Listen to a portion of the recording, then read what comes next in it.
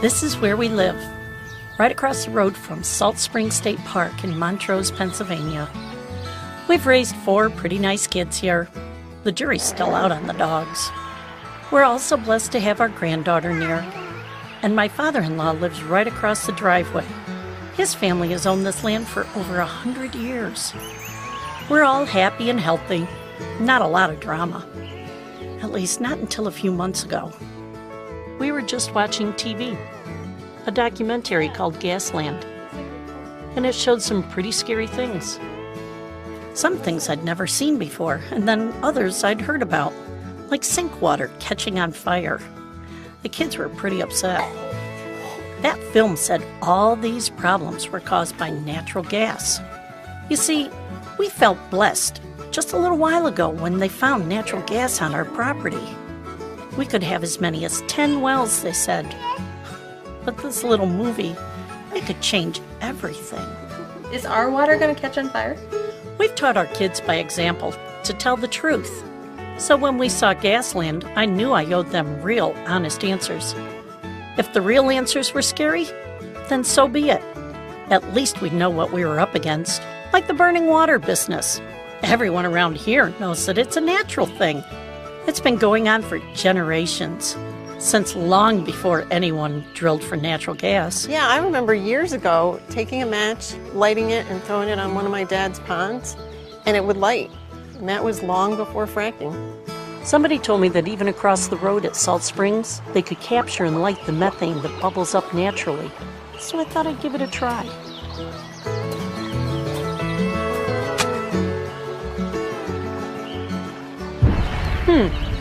Looks like the flaming faucet that Josh showed might be a bit misleading. So, what was the truth? The real truth? That's how we came to make this little movie. As it turns out, ours is about a New York filmmaker and some very misleading so-called facts. We decided to call it Truthland.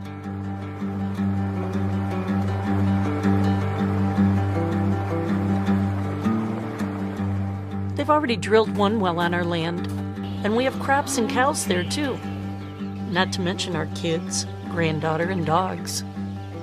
So when we saw the documentary with the faucets catching fire, the animals hurt and the people sick, it was rather scary.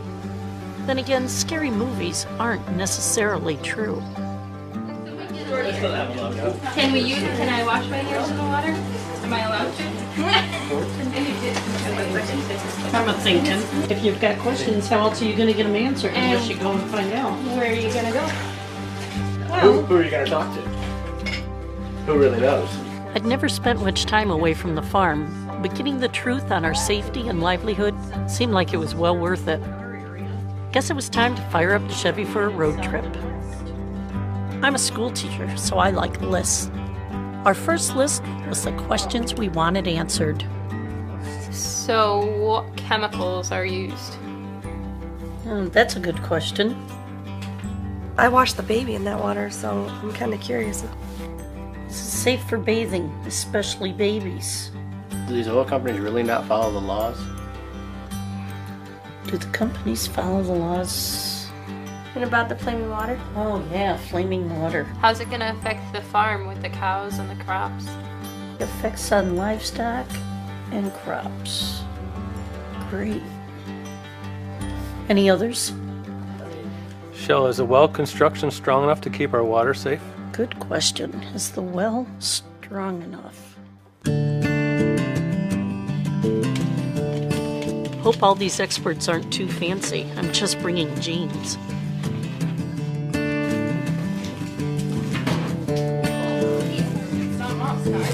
Say yup.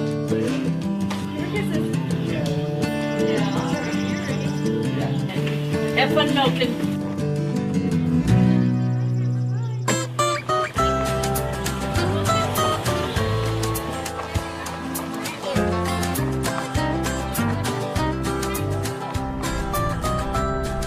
It's so beautiful around here. I really want my grandchildren to be able to play in these ponds and rivers and creeks and to enjoy our natural resources. So if what Gasland said is true, I really wanted to know. I started with the biggest question. Is the U.S. natural gas industry good or bad? I'd seen one man on TV a lot, John Hanger. He'd even been in the movie Gasland. Up until just a little while ago, he was the secretary of the Pennsylvania Department of Environmental Protection. He seemed like a really smart man, so I went to his office. Until recently, you were the one in charge of keeping the Pennsylvania environment clean. My family and I have a dairy farm in Susquehanna County, and we watched the Gasland movie. And should we have some concerns about this natural gas stuff? Well, the Gasland movie is misleading. It has a mission. The mission is to shut down the gas industry. It's very effective at stirring fears. The truth about gas drilling is much more complicated and complex than what was presented in Gasland. Josh Fox and others say the frac fluids, when they go down the hole, come back up and then contaminate people's water wells. That's not the case. We've never had one case of frac fluids going down the gas well, coming back up and contaminating somebody's water well. This is an industrial process. It does need to be properly regulated, indeed strongly regulated, in order to assure safety for those who do host it on their land. And the truth is that gas itself is a much cleaner burning fuel than coal or oil, which are our two main alternatives. I'm not going to suggest to anybody here that gas is perfect. It's not perfect, but we don't have a perfect fuel option. You can't do any industrial process and have zero impact on the environment. If that's the standard, there's going to be no coal, no oil, no natural gas, and no wind, no solar, nothing. Boy, that helped clear up a lot. And he was in charge of protecting the environment. I breathed a little easier about the wells on our farm. While I was near Philly, I also talked to Dr. Joseph Martin. He's a professor of engineering at Drexel University. People really respect what he says. My family and I, we watched the Gasland movie, and according to that, natural gas drilling is going to destroy our water supply. If people are detecting methane in their well, there are a number of sources right on their own property, right under their property, within either on the surface or within 100 feet or so. The question is material migrating from the natural gas well over to that domestic well? Nobody wants to have the methane leave the pipe. The pipe, it comes up the pipe, it is marketed, it is sold, money flows to the energy company, money flows back to the landowner. So nobody is in any way, shape, or manner motivated to pollute the neighbor's well. How does natural gas drilling compare to like coal mining? What is the effect on the environment? The surface impact of this hydrofracking is phenomenally lower than anything you could do. Well, strip mining, of course, takes the entire piece of land we have. So as far as the impact on the surface of the ground, you can't beat it. There's just nothing like it. We have a standard of living. I don't think anybody's really proposed we drop it. And the standard of living was developed long, long ago of central heat. Nobody's come up with a more efficient and non-polluting way to do that than burning natural gas in a little gas furnace in your basement. So as far as safety issues of natural gas drilling, they're minimal? They're minimal. They're at a the risk is for a very short window when they're drilling, and it's under incredible intense scrutiny and tight regulations. So just basically enforce the regulations, control where the water's going, control the runoff, and in a few weeks you close it in, you hydroseed it, and you get the forest back. Fracking. A year ago, I'm not sure I'd ever heard the word. Now it's about all I ever hear. I'm not an engineer, a scientist, or a gas driller. Well, neither is the guy who made Gasland. He lives in New York City and makes movies for a living. I'm just a Pennsylvania mom. I needed to talk to an expert, and everyone led me to the one who first recognized this whole shale business in Pennsylvania. Penn State Professor of Geoscience, Terry Engelder. What is this fracking? Can you tell me a little bit about it? Well, it's a process by which the rock is split so that gas can flow to the surface. Basically, what we think of is that when enough pressure is applied to any internal cavity, the cavity will split, and basically rock splits that way. Now, I've heard when they do the fracturing, they use some chemicals in there. What can you tell me about these chemicals? Well, the water is the primary substance that causes rock to break apart. But in order to get water down in the well fast enough, one of the additives in the water is called a friction reducer. That basically is nothing more than household dish detergent. Have you seen the movie Gasland? And if so, what is your opinion of it? I have seen Gasland, and the flaw is that there's a tremendous amount of innuendo in the movie. The innuendo, of course, is that all of these problems that you see filmed in that movie are a direct result of the gas industry, and in particular hydraulic fracturing. By innuendo, the most famous scene, of course, is a scene at the end of the movie where this guy in northeastern Colorado lights his faucet, and the Colorado Department of Environmental and Conservation has stated just over and over again, this is biogenic methane, that it's unlikely that this has much to do with the gas industry. Do you have any idea about how many wells have been fractured in the U.S.? Well, the industry says that the number is somewhere between 1 million and 2 million wells in the United States. I take it there's been relatively few problems with these 1 million to 2 million wells with the fracturing? The fracturing itself is a process that occurs deep enough in the earth that a Groundwater Protection Council study in 2009 reported no problems over the last 60 years with frac fluid migrating from the reservoir into groundwater. Scientific credentials. I believe him a lot more than I'd believe some New York filmmaker. I wasn't so sure about him saying the chemicals used in fracking were just like dish detergent, so I made a mental note to check that out later, just to be sure. Before I headed south, I thought it might be interesting to get the perspective of the people who rely on natural gas for their livelihood. So I picked a big one, U.S. Steel. Back in 2009, we were both laid off. Things around the area really slowed down. But toward the end of 2009, we got our jobs back because of the natural gas boom. It created our jobs back plus a lot more. Yeah, this whole place runs off natural gas. So responsible natural gas drilling is good for everybody. They buy your pipe and you buy their gas. Yeah, that's the bottom line. On the internet, I found a man named Gary Hansen. He's with the Red River Watershed Management Institute. It was all the way down in Shreveport, Louisiana, part of their university system. They'd been hydrofracking there for decades and studying water pollution issues for a long, long time. I might as well talk to the best. It's literally impossible to frack up into a groundwater zone.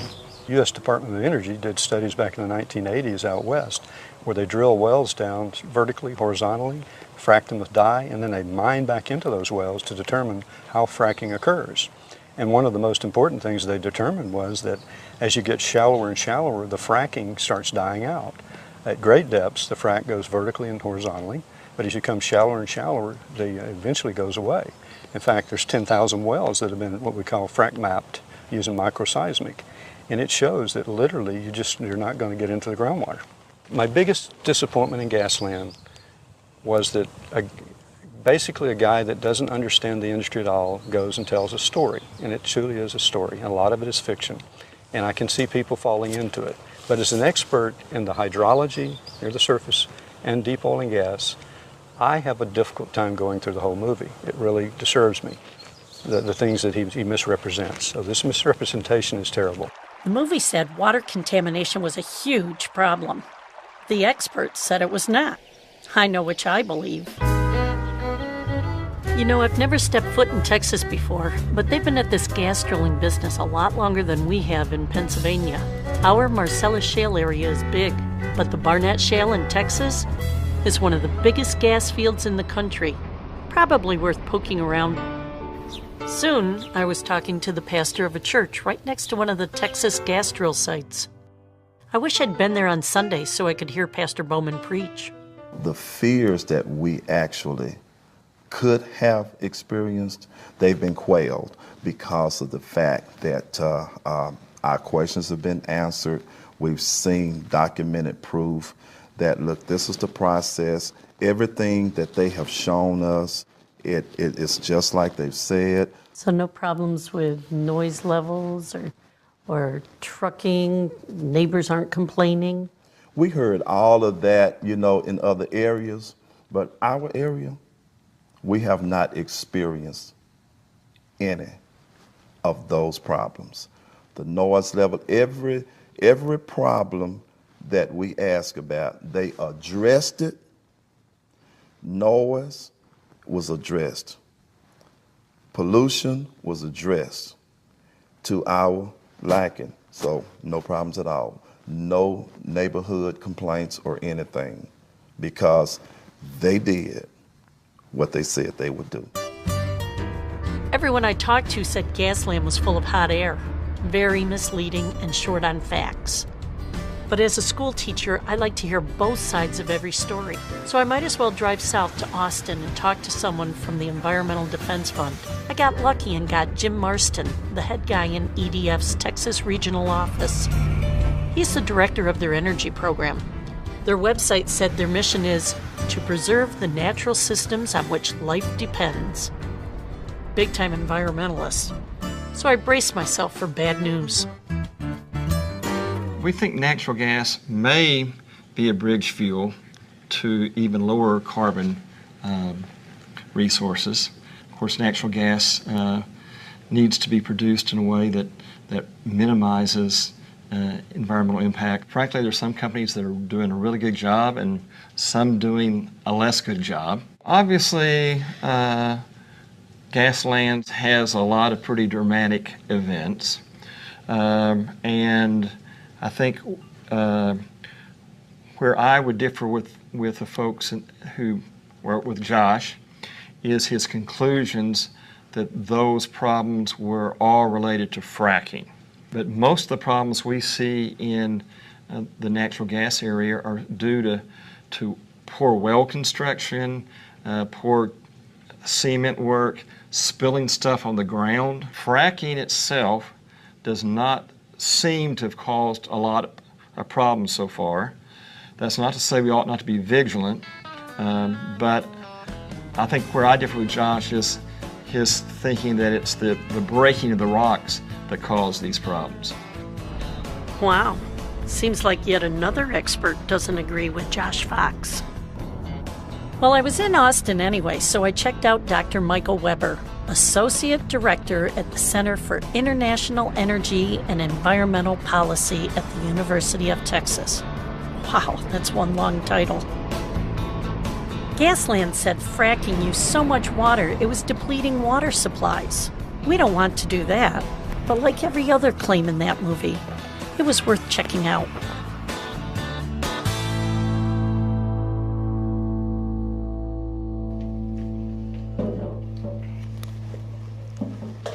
A typical well uses anywhere from something like 2 to 8 million gallons of water to do the fracturing process, which is a lot of water. But in the end, the amount of water you use for that well over the lifetime of the well is actually quite low. So one of the things we find is that the water quantity requirements for shale gas production is actually lower per unit of energy produced than a lot of other choices like petroleum or coal or nuclear. The demand for energy is going up faster than the rate of population. And that's an American phenomenon and a global phenomenon. And as we come up with solutions that we think work, we have to balance 3 different priorities. We want solutions that are good from a national security perspective, good from an economic perspective, and good from an environmental perspective. And this is a challenge because most fuels and options only satisfy 2 of the 3.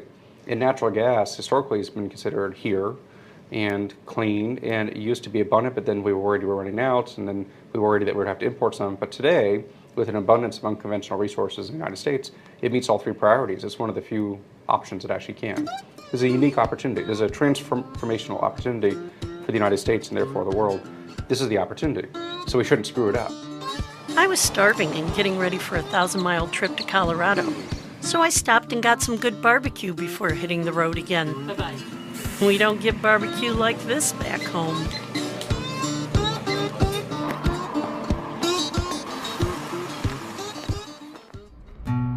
Hydrofracking sure seems safer than Josh Fox made it out to be. They need to call it something else. That just sounds really bad. Why Colorado? Never been there either. Gasland showed a major flaming faucet there in Weld County, and I figured I could ask some real ranchers with natural gas wells if they were hurting their livestock or their families.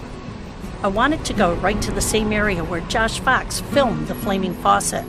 I found a wonderful, colorful rancher named Chuck Sylvester. He was the former head of the National Western Stock Show in Colorado. His wife Ronnie baked us cookies, and Chuck and I talked about natural gas. We've heard all these horror stories about the Gasland movie and how all this methane gas in the water, and it's all because of fracking and everything. Have you had any experiences with this? No, I have to say there's always those around that try to instill fear to promote their cause. So your water doesn't catch fire in your sink? No. Have you ever heard of it before? Yes, but this is way before they ever thought about drilling that particular area. That has been going on before there was ever any drilling, before even people knew what the word fracking meant. And you haven't had any problems here as far as the water being unsafe for your animals? No hair falling out on the cows or the dog or... No, people stop by all the time just to tell us how healthy our animals look. That guy Josh Fox filmed? Chuck said he must have just drilled his water well into a shallow area that already had some methane. That's what Terry Angleter told me too. You can't get much more misleading than that, Josh. It had nothing to do with fracking. Gasland seemed to only have gotten attention because of that flaming faucet. So I figured I needed something just as interesting to draw attention to my little movie. There were a lot of people with natural flaming faucets, but I chose Robert Sandell. Well, when we first bought this place and moved in, a lady told me don't smoke in the shower. And I wondered what she was talking about. Has there been any drilling around here? No, there's no drilling around here, no problems. So no drilling, no fracking? No fracking, you can't frack in New York, so... That's true. We just have to show you what happens when I light her up here.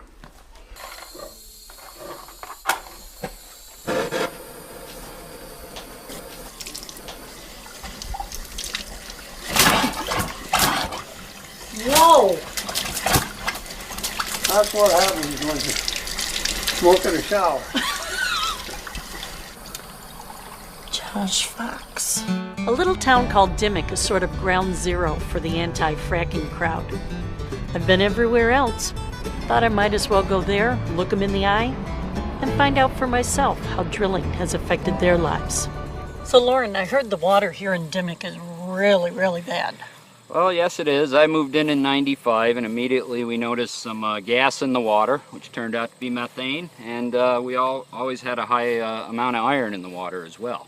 And then I heard that they drilled a well and levels went up? Yes, there was some methane migration when they drilled the well up on the hill here. They didn't do such a great job cementing the well, and it caused a little bit of the methane down around 1,500 feet to spread. But the gas company took care of the problem. Yep, they came back, pumped more cement in last October, and since then the levels have gone down, and now they're back down to normal. So what's the problem now? The problem is there's 11 folks that are in a lawsuit with the gas company, and they want $3 to $5 million apiece. Well, since we can say in 2011 that Dimmick's no longer about water, it's just about money, why don't we have a little water and prove it? Here's some consent order water from one of the 18 affected wells in Dimmick. Thank you. You're welcome. Cheers. Dimmick was more or less dead, and the whole Northeast was suffering because there wasn't many jobs around available. The gas companies come in, made a lot of extra jobs for the people that were unemployed, saved a lot of farms around the community, mine included. I owed a lot of money to banks, and the royalties helped pay off the notes. How are the companies to get along with? Most of them are pretty easy to get along with. They worked with you pretty good.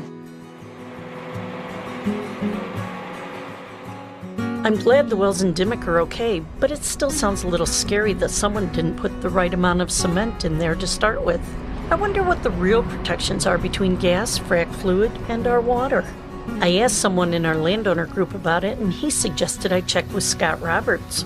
He just retired from Pennsylvania's Department of Environmental Protection. I got a hold of him, and he told me some folks were getting ready to prove the strength of a well casing by setting off some big explosives inside of it. He told me to come on down and see for myself, so I figured I'd go check it out. Hi, Shelley. Hi, sir. Thanks for meeting me here. You're welcome. Well, thank you. I think we have a real treat for you today. You get to see the part of the well that people usually don't get a chance to see. It's the part that's buried in the ground, and it's the casing, the steel pipes that protect the environment from what's in the well and also protect the product in the well from the elements of the environment. We have one set up over here that you get a chance to see what it looks like.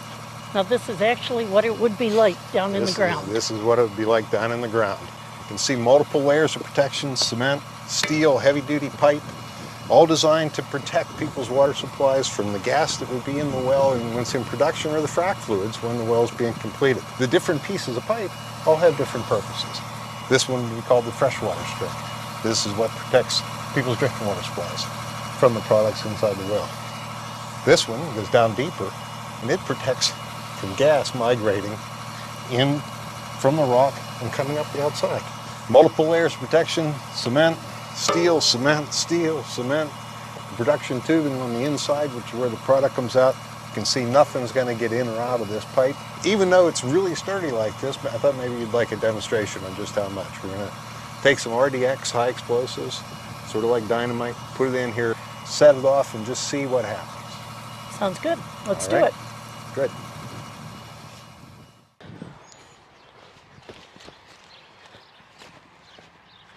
All right, here we go.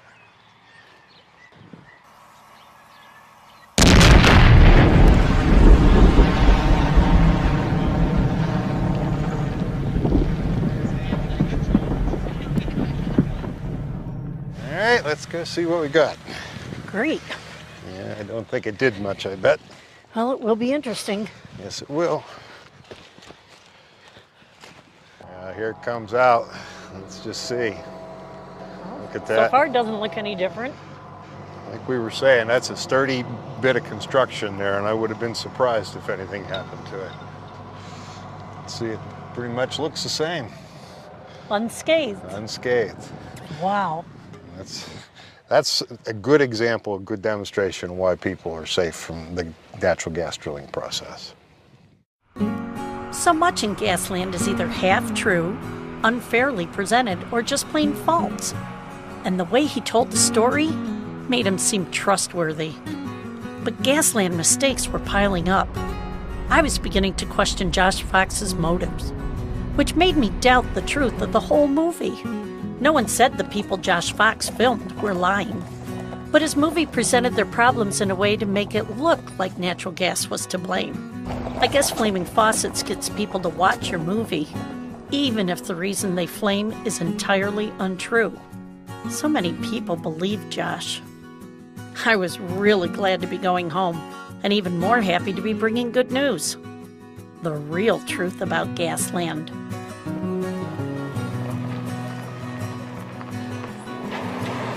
Hey, Marco! How was it? Hey there. Really good.